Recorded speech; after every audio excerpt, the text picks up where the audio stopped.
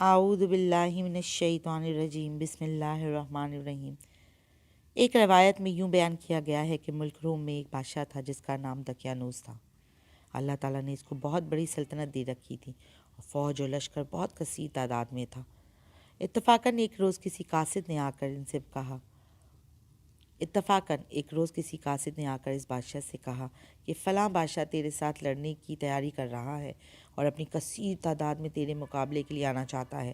اس خبر کو سن کر روم کا بادشاہ دقیانوس اشتعال میں آ گیا اور اپنی تمام تر فوج لے کر اس دشمن کے مقابلے کے لیے میدان جنگ میں کود پڑا۔ اور وہ بادشاہ جو اس پر چڑھائی کرنے آیا تھا آخر کار دقیانوس بادشاہ کے ہاتھ سے مارا گیا اور اس کے جتنے بیٹے تھے وہ سب کے سب گرفتار ہو گئے۔ بعض مورخین نے لکھا ہے کہ اس بادشاہ کے 6 بیٹے تھے اور بعض کہتے ہیں کہ 5 بیٹے تھے۔ خیر، بادشاہ روم دقیانوس نے سب کو اپنی خدمت خاص میں رکھا، صرف ایک سے وہ جائے ضرورت کا کام لیتا تھا۔ جب وہ جائے ضرورت کو جاتا تو اس سے آب دست کروا لیتا۔ اس کا سبب یہ تھا کہ وہ ایسا جوان فربا موٹا تھا کہ اس کا ہاتھ میکت پر نہیں پہنچتا تھا، بڑا عظیم البدن تھا، اور بعض یہ بھی مورخین لکھتے ہیں کہ ملعون خدائی کا دعویٰ بھی کرتا تھا۔ بس اللہ تعالیٰ نے انہی شہزادوں کو خطاب اصحاب کہف دیا ہے۔ ارشاد فرماتے ہیں، کیا تو خیال رکھتا ہے کہ غار والے اور کوہ والے ہماری قدرتوں میں اچنبھا تھے؟ یہ بھائی اکثر کوہ میں جا کے بیٹھ جاتے اور اپنے رب سے دعا کرتے کہ یا رب ہمیں اپنے پاس سے مہر بنا اور ہمارے کام کو درست فرما۔ یہی شہزادے مذکور سبب کچھ تدبیر اور ہیلے کرنے لگے کہ کیوں کر اس ظالم بادشاہ کے ہاتھ سے ہم خلاصی پائیں اور کیوں نہ اپنے خدا کی عبادت کریں۔ ایک روز دقیانوس اپنے جائے ضرورت کو گیا تو اس کا غلام جسے اس نے اپنے واسطے خادم رکھا تھا اس کو نہ پایا کہ اس کی میکت کو دھلائے۔ اس ظالم ملعون نے خفا ہو کر حکم کیا کہ اس کو اور اس کے تمام بھائیوں کو 100 درے مارے جائیں اور ان کو تائید کر دو کہ آئندہ کبھی ایسا نہ ہونے پائے اور آئندہ سے اپنے کام پر برابر حاضر رہے اور اپنے کام سے غفلت نہ ہونے پائے۔ اس حکم کو سننے کے بعد وہ شہزادہ جس کا عہدہ جائے ضرورت کا تھا جب رات ہوئی تو سب بھائیوں کو لے کر بیٹھ گیا۔ اس نے سب کو ایک جگہ اکٹھا ہونے کا کہا اور صلاح مشورہ کرنے لگے اور کہنے لگے کہ یہ ملعون ہم کو ہر روز ستاتا ہے اور خدا ہونے کا دعویٰ بھی کرتا ہے اور سب سے اپنے آپ کو سجدہ بھی کرواتا ہے۔ اب ہم کو واجب ہے کہ اس کی خدمت کرنے سے باز رہیں اور یہاں سے کسی طرف نکل جائیں اور اپنے خالق کے ارض سما کی عبادت کریں جو آخرت میں ہمارے مرنے کے بعد کام آوے۔ یہ بات ایک بھائی نے اپنے مشورے سے بتائی تھی۔ سب بھائیوں نے اس بات کو بسر و چشم قبول کیا اور کہا، بھائی بات تو بڑی اچھی ہے جو تم کہتے ہو، اب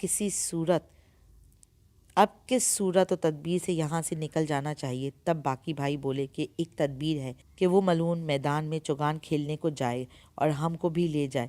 جب ہم لوگوں کو کھیلنے کو کہے تب ہم لوگ ایسی چستی و چلاکی سے چوگان کھیلیں کہ وہ خوش ہو جائے اور تعریفیں کرنے لگے۔ جب شام قریب ہوگی تب ہم چوگان میدان سے باہر پھینک دیں گے۔ اس وقت تم لوگ بھی میرے پیچھے میدان سے باہر نکل آنا اور سب ایک جگہ جا کر میلے اور پرانے کپڑے پہن لیں گے اور پھر آہستہ آہستہ ہم اس طرف جائیں گے جہاں جانا ہے اور پھر ہمیں کوئی دیکھے گا بھی نہیں اور ہم لوگ اپنے مقصد میں کامیاب بھی ہو جائیں گے۔ چنانچہ سب بھائیوں نے اپنا ارادہ مضبوط کر لیا اور عزم بالجزم اپنے حصول مقصد میں لگ گئے۔ دوسرے دن دقیانوس بادشاہ کے پاس سب حاضر ہوئے اور اپنے اپنے عہدے پر جا کھڑے ہوئے اور ملعون تخت شاہی پر بیٹھا خدائی کا دعویٰ کرتا رہا۔ اتفاقاً اس وقت ایک بلی جبکہ وہ خدائی کا دعویٰ کر رہا تھا بالا خانے سے اس کے پاس اچانک گر پڑی اور اس کے گرنے سے یہ ملعون چونکا اور بہت بری طرح ڈر گیا۔ تب وہ لوگ آپس میں کہنے لگے کہ اگر یہ ملعون خدا ہوتا تو بلی سے کیوں ڈرتا؟ معلوم ہوتا ہے کہ یہ مردود جھوٹا ہے اور دعویٰ اس کا بالکل باطل ہے۔ کچھ روایت میں ہے اسی گھڑی ایک شیطان بصورت انسان اس کے آگے آ کر کہنے لگا اور کچھ جگہ روایت ہے کہ مجمع سے کسی نے آ کر کہا، اے ملعون، اگر تجھ کو دعویٰ خدائی کا ہے تو ایک ادنیٰ ترین ذی روح مخلوق مکھی اس کو پیدا کر کے بتا، تب ہم جانیں کہ تو خدا ہے۔ اس مردود نے ایک بہانہ کر کے کہا، ایسے بدنما جانوروں کو ہم نہیں پیدا کرتے۔ تو اس شخص نے بولا، خدا نے تو اس کو پیدا کیا ہے، البتہ ہو سکتا ہے اس کی پیدائش میں کوئی حکمت ہو۔ تو وہ ملعون بولا، اس میں کیا حکمت ہوگی؟ اس کے جواب میں وہ شخص بولا، جب تو جائے ضرورت کو جا بیٹھتا ہے وہ مکھی تیری گندگی پہ بیٹھ کر اپنے ہاتھ پاؤں اس میں آلودہ کرتی ہے اور پھر آ کر تیری داڑھی پہ جا بیٹھتی ہے۔ یہ بھی ایک حکمت ہی ہے کہ تجھ جیسے ملعون کو جو ہے ایک مکھی سے ذلیل کروا دیا۔ یہ بات سن کر وہ بڑا شرمندہ ہوا اور اس شخص کو جو ہے سزا دینے کا حکم دیا، لیکن اچانک وہ شخص غائب ہو گیا۔